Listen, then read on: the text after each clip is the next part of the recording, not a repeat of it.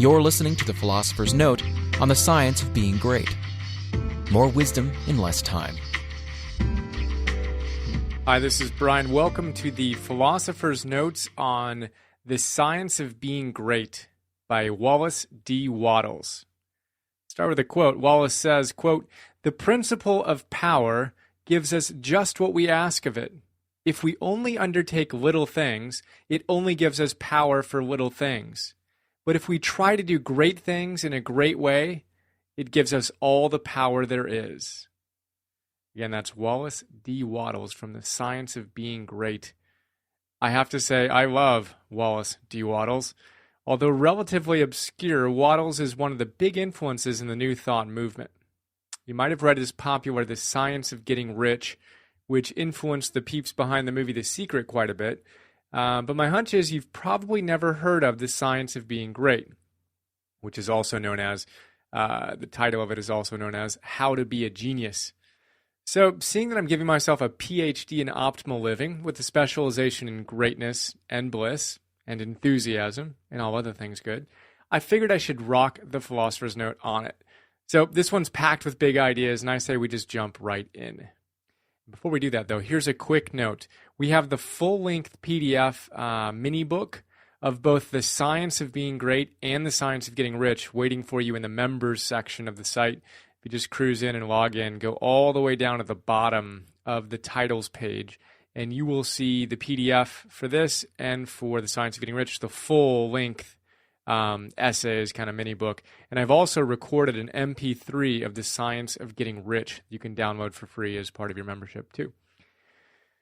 Having said that, let's jump in. The first big idea is God and greatness. Quote, "The prophets and seers and great men and women, past and present, were made great by what they received from God, not by what they were taught by men." End quote. So Emerson says the same thing in his genius essay, Self-Reliance. And by the way, that essay is also available for free on the website. You can get it both MP3 and PDF as well. And I've read Self-Reliance by Emerson dozens of times. It's amazing. Highly recommend you check it out. So he says this. He says, this is Emerson, quote, "Insist on yourself, never imitate. Your own gift you can present every moment with the cumulative force of a whole life's cultivation. But of the adopted talent of another, you have only an extemporaneous half-possession. That which each can do best, none but his Maker can teach him. No man yet knows what it is, nor can, till that person has exhibited it. Where is the master who could have taught Shakespeare? Where is the master who could have instructed Franklin, or Washington, or Bacon, or Newton? Every great man is a unique. The Scipianism of Scipio is precisely that part he could not borrow. Shakespeare will never be made by the study of Shakespeare. Do that which is assigned to you, and you cannot hope too much or dare too much. Abide in the simple and noble regions of thy life. Obey thy heart, and thou shalt reproduce the foreworld again." End quote. So Shakespeare will never be made by the study of Shakespeare. Remember, you will be made great by what you receive from God, not from your teachers. Of course, that doesn't mean that our teachers don't offer assistance in our paths, but it does mean that we need to take the final step alone, hand in hand with God. We need to have the courage to go beyond the books and fully express our own unique manifestation of the divine within us. Fun. All right, the next big idea is reading the thoughts of God. Quote, "You can never become a great man or woman until you have overcome anxiety, worry, and fear. It is impossible for an anxious person, a worried one, or a fearful one to perceive truth. All things are distorted and thrown out of their proper relations by such mental states, and those who are in them cannot read the thoughts of God." End quote. I love that. So if you want to become great, you need to become really good at reading the mind of God, so you can fully connect and then express her goodness. Now, if you're stressed or anxious or worried or fearful, you're screwed. Why? Because having any of those emotions is kind of like ripping the plug out of the God socket in the wall. Imagine trying to turn on your refrigerator without plugging it in. You need that energy supply. Even your computer, left unplugged for too long, obviously, is going to run out of juice. Then what do? You plug it back in. Same thing here. If you want to experience your greatness, you've got to plug into source, and you can't do that when you're anxious, worried, or afraid. So next time you're feeling those emotions, know you just got unplugged, and do something to plug back in. Whether that's running, smiling, laughing, petting your poochie, going for a walk, meditating, taking a bath, or any of the infinite number of ways you can plug back in. But remember, if you're anxious, fearful, worried, you're going to have a hard time reading the thoughts of God, and that's an absolute prerequisite to you living your greatness. All right, the next big idea is a great advancing soul. Quote, you must always learn to see yourself as a great advancing soul. End quote. So how do you see yourself? As a great advancing soul? Awesome. Hone that image even more and envision the next greatest manifestation of your advancing soul. Now, what about if you see yourself as something less than a great advancing soul? Eek. Time to exercise your seeing myself as a great advancing soul muscles. But worry not. If you've mastered the art of seeing yourself as a limited being, you can take those same skills of imagination and apply them to seeing yourself as a great advancing soul. It just takes practice. And are you practicing? I trust you are. All right, the next big idea is getting above our fears. Quote, you still indulge in distrustful fears that things will go wrong, or that people will betray you or mistreat you. Get above all of them. End quote. That's strong. You still have distrustful fears that things will go wrong or people won't treat you the way you want. Huh? How about you? Get above all of them now. Just start noticing more and more how often little doubts or fears creep in and politely escort them out the door. Then what? Then, quote, this is from Wallace, fix upon your ideal of what you wish to make yourself. We've got to make that a constant meditation.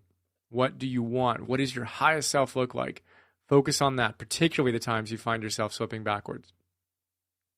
All right, the next big idea is obey your soul. Quote, obey your soul. Have perfect faith in yourself. Never think of yourself with doubt or distrust, or as one who makes mistakes. End quote.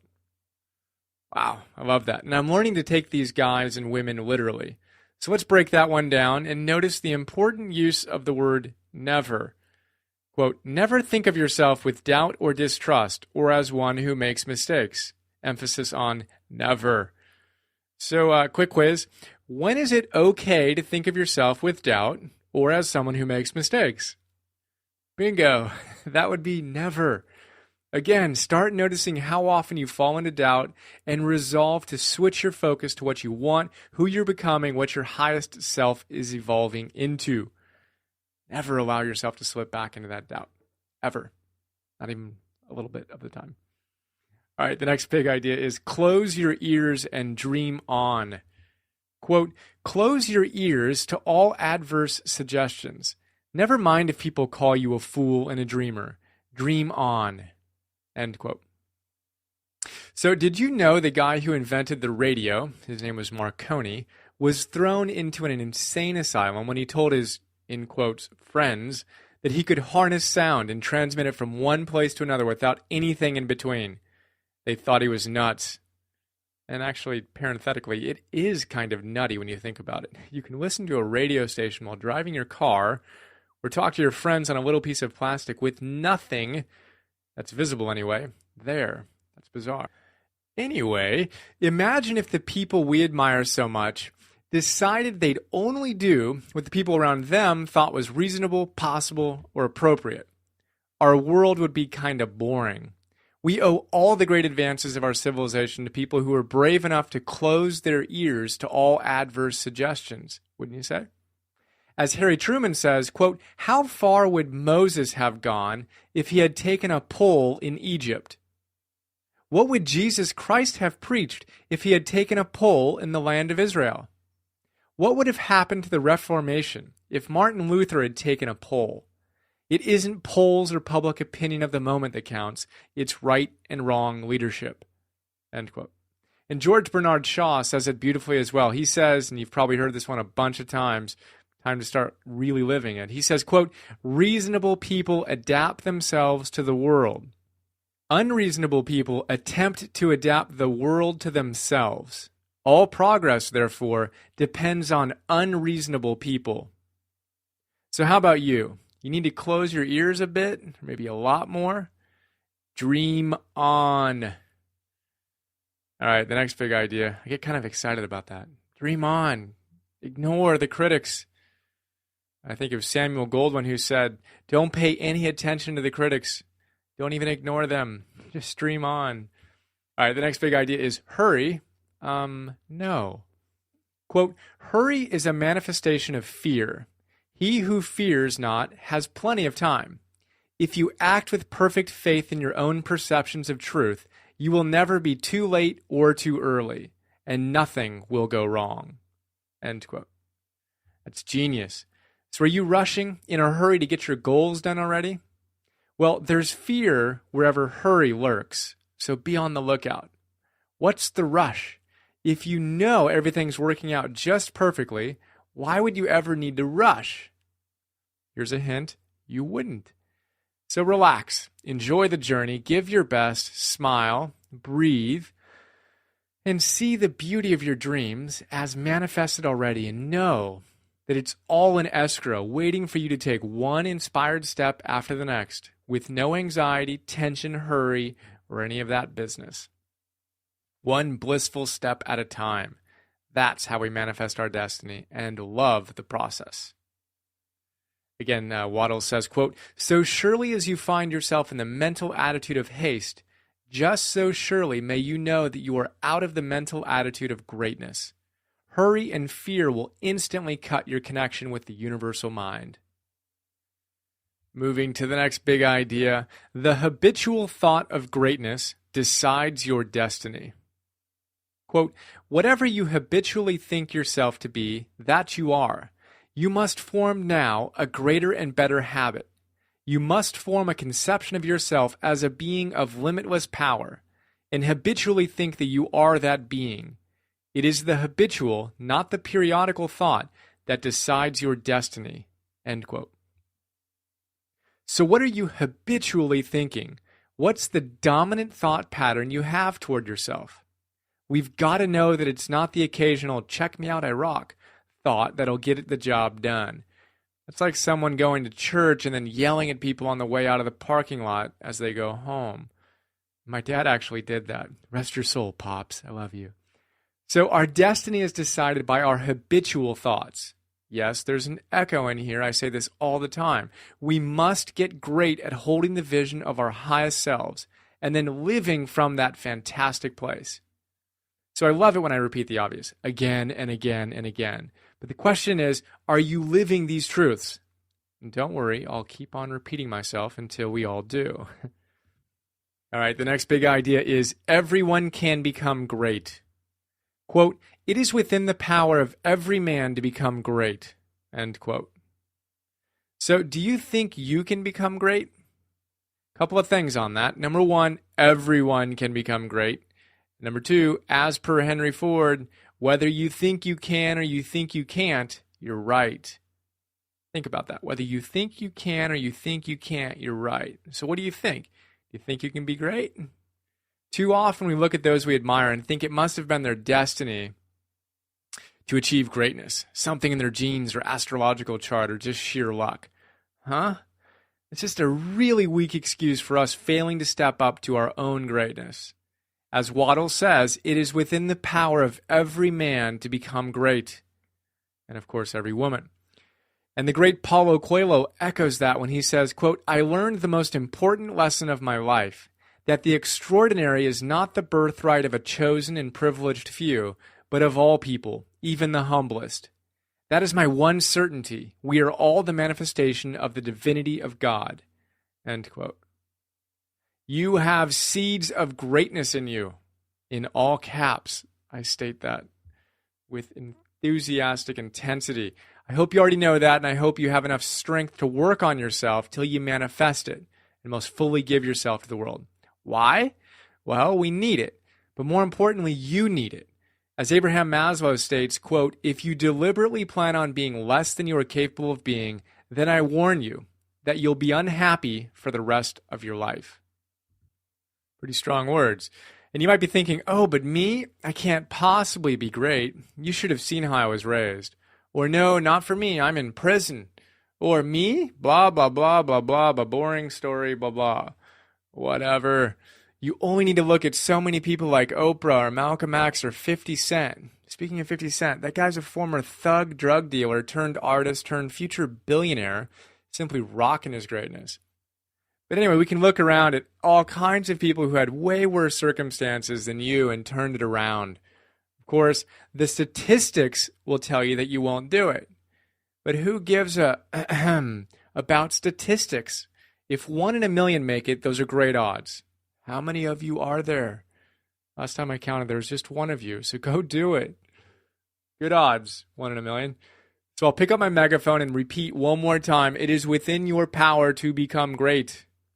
And then I will stop yelling and set the megaphone down, and we'll go on to the next big idea. When to be great? How about now? Quote, "Do not merely think that you are going to become great. Think that you are great now. Do not think that you will begin to act in a great way at some future time. Begin now." End quote. So is now a good time to think you're great? Sweet. And very importantly, now is also a good time to start acting like it as well. Imagine your most incredible self right now. Come on, seriously. Really get a picture of your greatest self in your mind. You need to press pause, and get it clear. How do you look? How do you feel? What are you doing with your life? Who are you around? How are you acting? Now, be that great person now. Anytime you feel yourself acting small, bring that ultimate vision of your great self into your mind and ask yourself, how would they act right now? Then, of course, act that greatly now. Amazing how simple this stuff gets when you boil it down. So, next big idea, what do you think? Quote, "You are not mentally developed by what you read, but by what you think about what you read." End quote. So obviously reading's great. Thinking about what we read and then living according to what we find true, much better. Wattles actually quotes a few other luminaries to bring his point home, and we'll look at a couple of them right here. How about Schopenhauer, who says, quote, "We may divide thinkers into those who think for themselves and those who think through others. The latter are the rule, and the former the exception. The first are original thinkers in a double sense, and egotists in the noblest meaning of the word." End quote. How about Goethe? Quote, "All truly wise thoughts have been thought already thousands of times, but to make them really ours, we must think them over again honestly, till they take root in our personal expression." So how about you? What do you think? And you are thinking, right? Digesting, discovering your own truths, and then living with integrity to them. All right, the next big idea, we've got a few more short ones. Quote, "The average person's idea of a great man, rather than one who serves, is of one who succeeds in getting himself served." End quote. So are you more interested in being served than in serving? How about we note Nietzsche's wisdom here, and then we'll go out and give joy. Nietzsche says, quote, "This is the manner of noble souls. They do not want to have anything for nothing, least of all life. Whoever is of the mob wants to live for nothing. We others, however, to whom life gave itself, we always think about what we might best give in return. One should not wish to end joy where one does not give joy." End quote. Brilliant thought from Nietzsche. So quit thinking quite so much about how you can get served and think about how you can serve. And the next big idea is in service to God. Quote, "The only service you can render to God is to give expression to what he is trying to give the world through you. The only service you can render God is to make the very most of yourself in order that God may live in you to the utmost of your abilities." End quote. It's brilliant. Again, it's not enough to go to church on Sunday or sit in meditation for a few minutes or even hours a day. If you are truly committed to serving God, remember, the only service you can render God is to make the very most of yourself in order that God may live in you to the utmost of your possibilities. I love that. Talk about a moral obligation for reaching greatness and living at your highest potential. Do so in service to God, to your Creator, whatever you call it. All right, the next big idea is the world needs demonstration. Quote, the world needs demonstration more than it needs teaching, end quote. So many of us are eager to teach, but how many of us are demonstrating what a human being looks like who's embodying his or her truths? One final question. What's one thing you can start doing today to align yourself even more with your greatest self? One thing. What's the one thing you need to start doing today? Well, think about that. Rock it. And here's to overall rocking our greatness and enjoying the whole process. That, my friends, was a quick look at the science of being great. How about a little bit about Wallace D. Wattles, our author? He was born in 1860, lived until 1911. He was an American author, a pioneer success writer. He remains personally somewhat obscure, but his writing has been widely popular in the New Thought and self-help movements. His best-known work is a 1910 book called The Science of Getting Rich, in which he explained how to become wealthy. It's a great little book. He claimed to have personally tested the principles, and they apparently worked, for although he had lived most of his life in poverty, in later years he was a prosperous man. That's adapted from Wikipedia, where you can learn more. And like I said in the beginning, you can download The Science of Being Great along with The Science of Getting Rich in the members section, and I hope you enjoy it. If you liked this note, I think that you will really enjoy The Science of Getting Rich, The Magic of Thinking Big, and The Monk Who Sold His Ferrari, and pretty much every other title in there. How about some quotes from the sidebar, and then we will call it a note. These are all from Wallace D. Wattles. He says, "It is a tremendous fact that all you need is already within you. The brain does not make the man makes the brain. Read less and think more. Read about great things and think about great questions and issues. Cast out pride and vanity. Have no thought of trying to rule over others or of outdoing them. You must cease from looking at human mistakes and look at successes. Cease from seeing faults and see virtues. Never forget for an instant that this is a perfect world and that you are a god among gods. You are as great as the greatest, but all are your equals. Greatness is attained only by the thinking of great thoughts. If you keep yourself right, nothing can possibly go wrong with you, and you can have nothing to fear. Do not meddle with the personal habits and practices of others, though they are your nearest and dearest. These things are none of your business. Nothing can be wrong but your own personal attitude. Make that right, and you will know that all else is right. Always do what you feel deeply in the within to be the true thing to do. Think of yourself as a perfect being among perfect beings, and meet every person as an equal, not as either a superior or an inferior. Faith, not a faith in oneself or in one's own powers, but faith in principle, in the something great which upholds right, and which may be relied upon to give us the victory in due time. Without this faith, it is not possible for anyone to rise to real greatness. Intellect helps us to see the best means and manner of doing the right thing, but intellect never shows us the right thing. Wisdom is obtained by reading the mind of God. And finally, genius is the union of man and God in the acts of the soul. Great men are always greater than their deeds. They are in connection with the reserve power that is without limit. So there you go. That is the science of being great. A dozen or so big ideas from the note anyway. Really hope you enjoyed. We'll always love sharing this with you, and trust you're doing great. Looking forward to sharing the next one with you. Have an awesome day.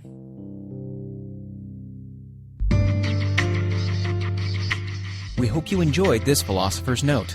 Please go to www.philosophersnotes.com to download more.